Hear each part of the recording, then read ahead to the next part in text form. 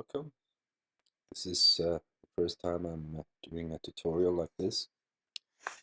I'm recording in the built-in mic on my 10-year-old MacBook Pro, so if the sound quality is a bit strange, that's probably the reason.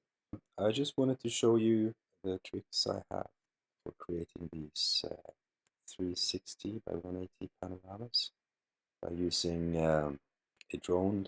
It's the Parrot ANAFI 4K, but it's still a very reliable and very good tool for both photogrammetry and for doing 360 panoramas and 4K videos. And although it's been largely discontinued, it's still a very portable and handy little drone.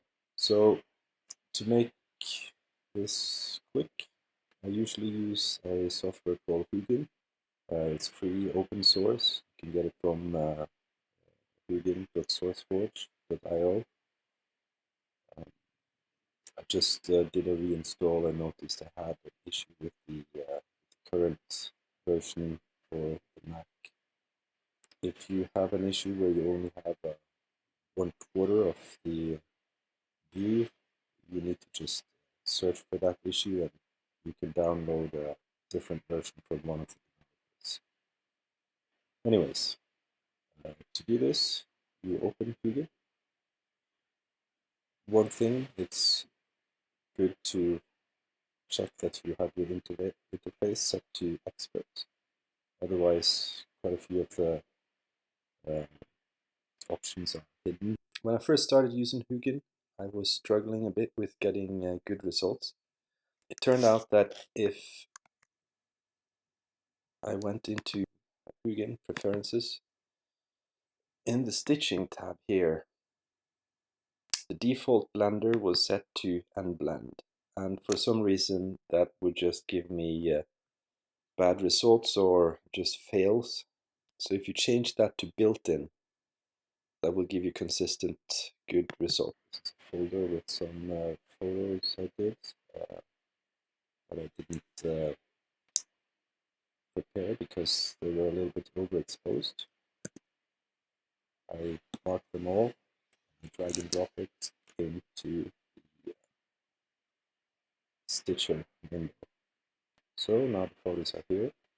If I press the button here, I will get a preview of the panorama.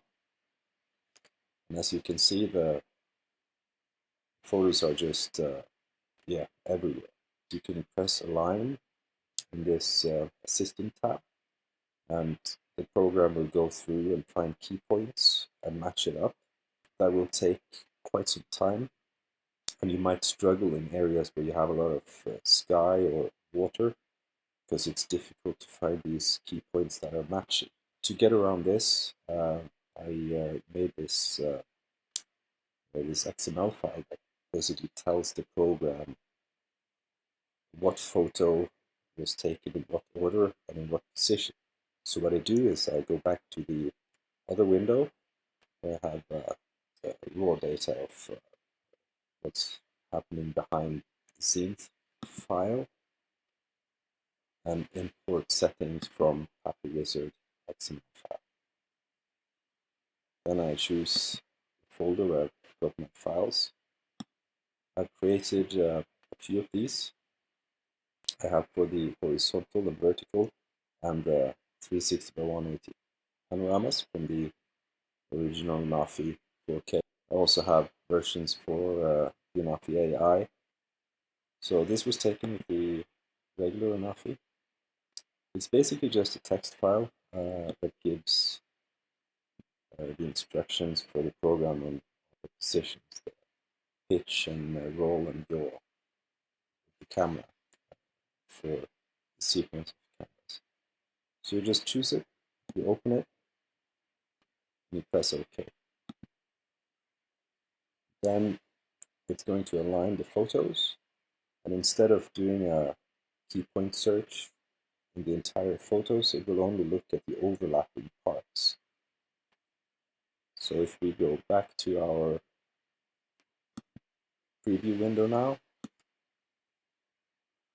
can see here in the background that it's already aligned quite well. You see there are still places where it's not really matching up.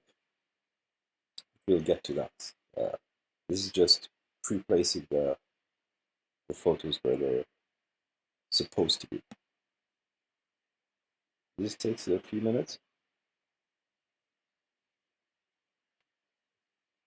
Alright, so that's pre-placement and everything done. As I mentioned, you can see here that there's some overlaps that are not quite the way they should be. And that's because there's not been any adjustments to what I told the program it would be. So press positions here, you will see that it's just the raw values, right? So now what I can do now is I can look at this box here where it says optimize geometric and do a calculate. We run through.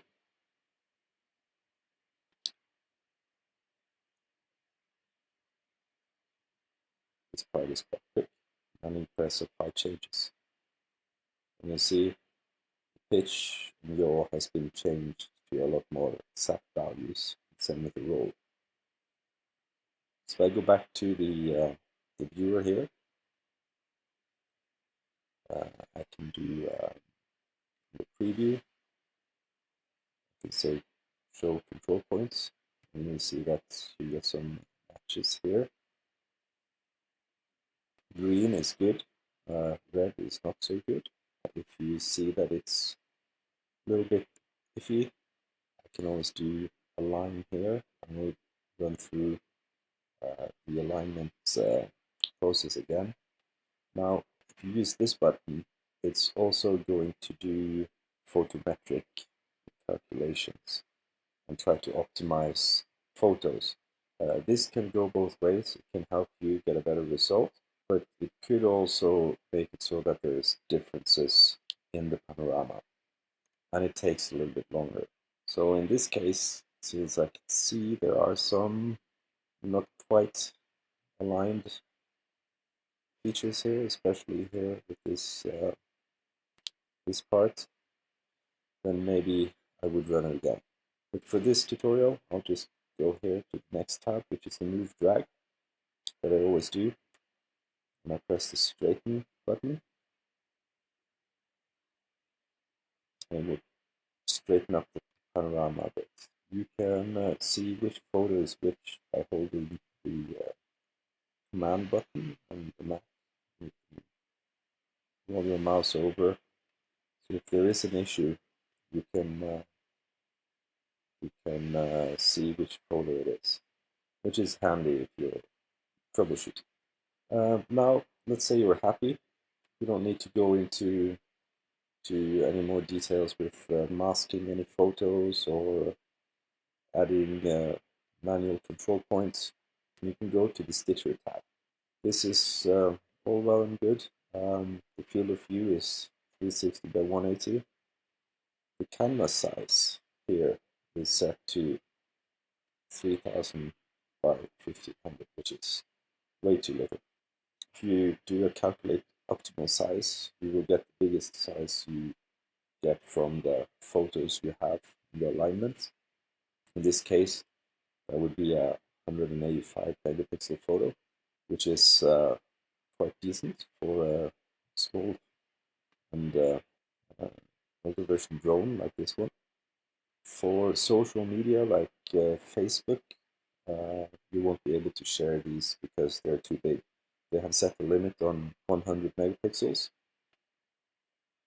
So if you use the magic number 14144 for the width, it will automatically set the height to half, since these panoramic images are always 2:1. And you will have exactly 100 megapixels. I've set the format to JPEG and the quality to 90 because in addition to this megapixel count, there is also a limit on the file size. And I found that if I set the quality to 100, I will go over that limit. So I'll just press stitch. It will ask you to save the project file first. That's going to be the base name of your exports. it will do the name of the first photo and name of the last photo of the series as a default. So let's save the project file, then it asks you to save the file itself. So I usually give it a name like 100 megapixel so that I can see which version is which if I have several versions. Press save. So while this is running, you can follow the progress here. It says remapping, loading, blending. If you're doing the big ones and you have a slow computer, you can check the progress here. You can also, when this is running, you can go back to Hugin itself. If you want to do another file, just go and you can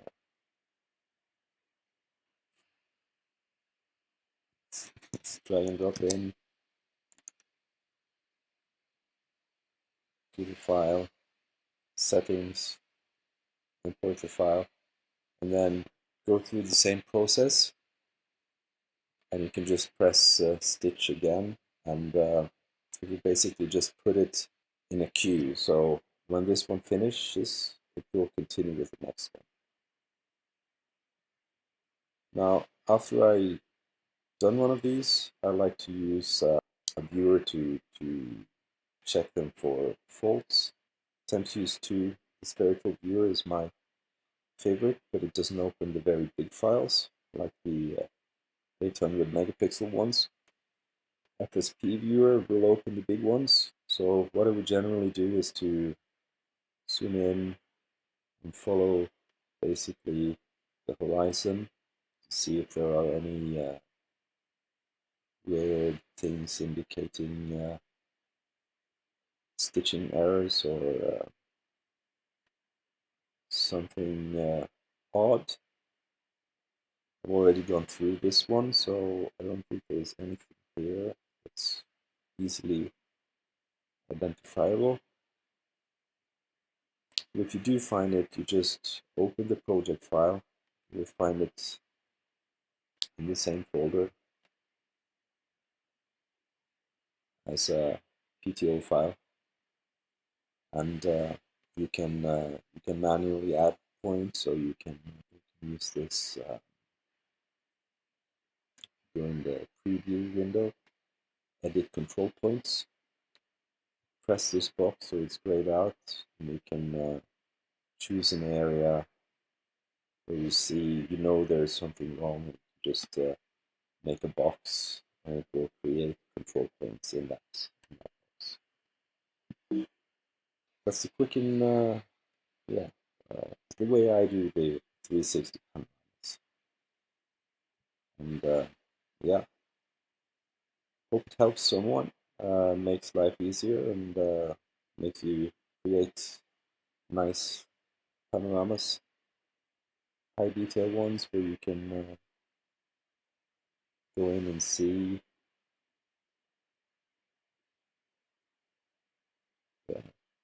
explore your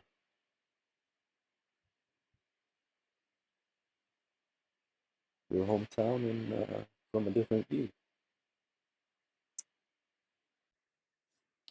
The batch processor just did its thing and finished up the panorama, so I thought we'd just check it out. There we go, 100 megapixels. Drag and drop it in here.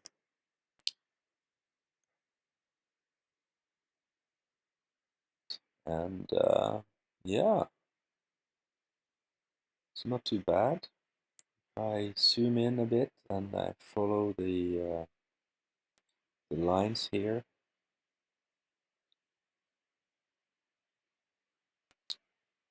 See,